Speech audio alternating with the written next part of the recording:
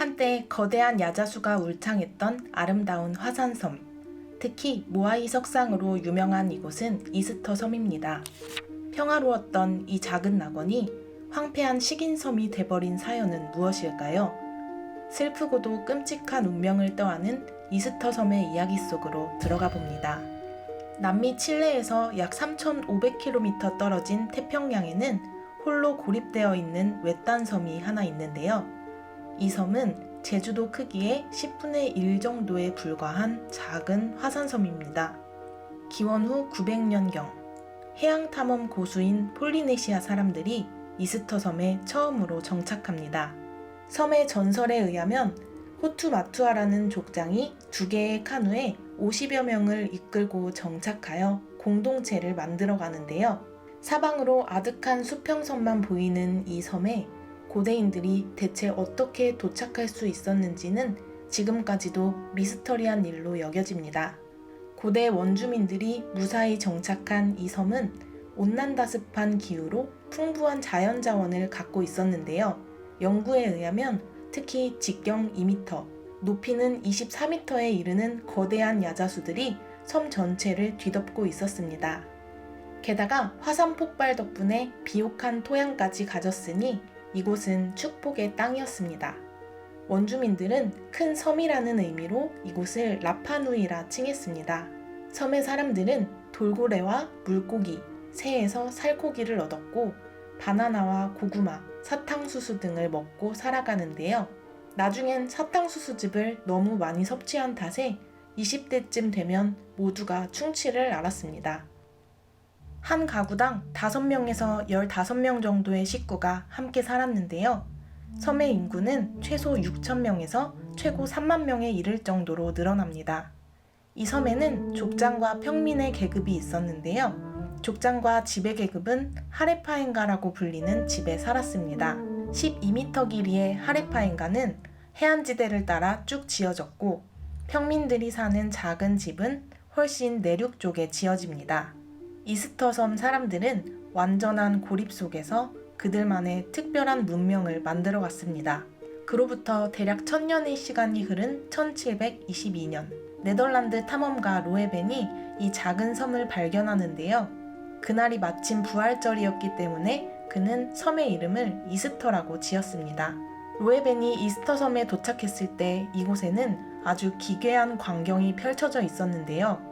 나무 한 그루도 눈에 띄지 않는 황량한 벌판에 수백 개의 거대 석상들이 서 있었던 겁니다. 이 모아이 석상의 수는 887개에 달했는데 평균 크기는 4m고 가장 큰 것은 21m에 이르렀습니다. 조상의 얼굴을 신격화한 듯한 이 석상들은 전부 바다를 등지고 내륙을 향해 있었는데요. 그중 약 100여 석상은 붉은 모자인 푸카오를 쓰고 있었으며 이상하게도 쓰러져 있는 석상들을 볼 수 있었습니다. 이런 거대 석상들을 이 불모지에서 인력으로 만드는 건 불가능해 보였기 때문에 모아이 석상은 세계 7대 불가사의로 꼽히게 되는데요. 모아이가 아틀란티스의 유적이거나 외계인의 작품이라는 주장까지 나왔습니다. 이스터 섬에 사람이 처음 정착한 지 약 1000년 만에 이 섬에 무성했던 나무는 거짓말처럼 사라지고 모아이 석상만 남게 됐습니다. 그동안 이들에게 대체 무슨 일이 있었던 걸까요? 다시 기원 후 900년대로 돌아가 봅니다. 이스터 섬에 정착한 원주민들은 섬의 평화와 번영을 기원하기 위해 열심히 모아이 석상을 만들었습니다.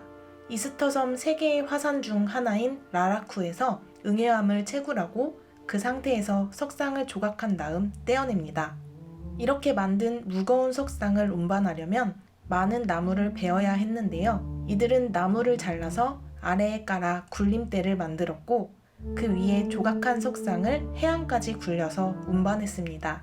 모아이 머리 위에 붉은 푸카오는 족장만 쓸 수 있는 모자를 상징하는 것으로 추측됩니다. 이런 모아이 석상은 이스터 원주민들만의 훌륭한 거성문화인 동시에 재앙의 도화선이었는데요. 인구 증가가 정점에 이른 시점부터 약 200년 만에 모아이와 함께하던 이들의 사회가 붕괴된 것입니다. 인구가 늘어날수록 다용도로 쓰이는 목재가 빠르게 소모되어 갔는데요. 이렇게 숲이 파괴되니 땅도 점점 황폐해졌고 숲에서 얻을 수 있었던 천연 자원들도 사라져갑니다. 아이러니하게도 자원이 떨어져 갈수록 이스터의 지배층들은 더 큰 모아이를 만들려고 했는데요.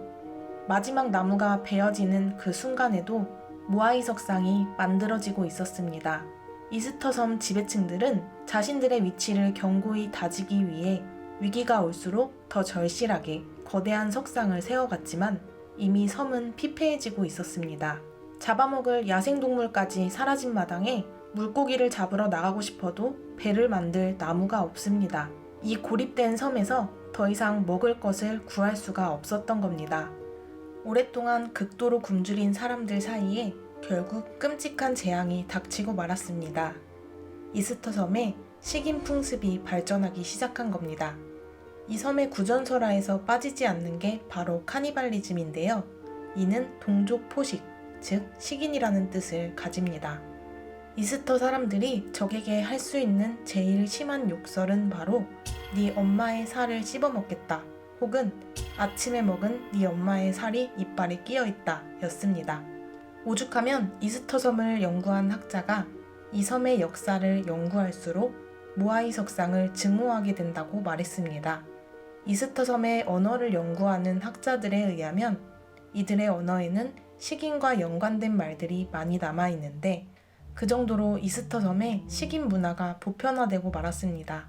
이렇게 식인과 기근, 싸움이 반복되면서 섬은 그야말로 초토화되고 말았는데요.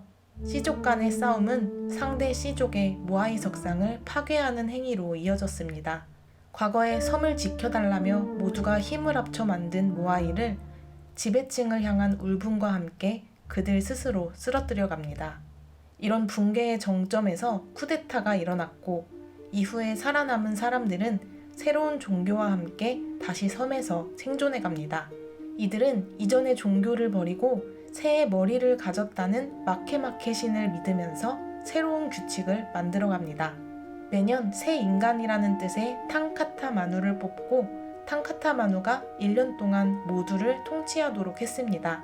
매년 오롱고라는 곳에서 이 탕카타 마누를 뽑는 의례가 열렸는데요. 남자들은 200m가 넘는 오롱고 절벽을 타고 내려가서 1.4km 떨어진 작은 섬까지 헤엄쳐 갔고 거기서 새알을 구해오는 경기를 펼쳤습니다. 하지만 이렇게 평화를 찾기 위한 노력은 결국 물거품이 되고 말았습니다. 1774년 영국의 탐험가인 제임스 쿡이 잠시 섬에 머문 이후로 이곳에는 유럽인들의 발길이 끊임없이 이어졌는데요. 유럽인들은 이스터 섬에 천연두와 매독 같은 전염병을 전파시켰고 이런 병에 대해 전혀 면역이 없던 원주민들은 꼼짝없이 죽어갔습니다. 불행은 여기서 끝난 게 아니었습니다. 이스터 섬 원주민들을 대충격에 빠뜨린 사건이 있었는데요. 1862년 2천여 명의 원주민들이 페루의 노예로 납치된 겁니다. 끌려간 원주민 중에는 왕과 성직자들도 포함되어 있었습니다. 이렇게 노예 상인들에게 수많은 원주민이 잡혀갔고 대부분은 노역을 하다가 죽어갑니다. 그래서 1877년경에는 섬에 살아있는 주민이 고작 111명에 불과했습니다. 이스터 섬의 붕괴 원인에 대해서는 여러 학설이 존재하는데요. 원주민들이 자원을 스스로 고갈시킨 탓이라는 주장, 혹은 유럽이 몰고 온 질병과 노예 사냥 탓이라는 주장 등이 있습니다. 이 섬의 비밀을 제대로 밝히기 위해서는 더 깊은 연구가 필요한 실정입니다. 현대의 이스터 섬 원주민들은 어떻게 살고 있을까요? 1888년 칠레 정부가 이스터 섬을 병합하였고 1966년에는 이스터 사람들이 공식적인 칠레 국민이 됩니다. 칠레의 통치 이후 섬은 발전했지만 원주민들의 삶은 탄압과 차별로 피폐해져 갔습니다. 이스터 섬에서 시행된 관광산업과 칠레인 이주 정책으로 원주민들이 설 자리는 점점 좁아지고 저임금 노동에 시달립니다. 현재 원주민들은 칠레 정부로부터 독립하기 위해 비폭력 시위 운동을 벌여왔는데요. 원주민들이 독립을 원하는 이유는 아주 명확합니다. 우리 땅에서 우리 스스로 통치하면서 자유롭게 살고 싶다는 것입니다. 2017년에는 이스터 섬의 독립을 위해 라파누이 여성 최초로 칠레 의회 진출에 도전한 이도 있었지만 이들의 노력은 국제사회에 받아들여지지 않고 있습니다. 이스터 섬은 언제쯤 행복해질 수 있을까요?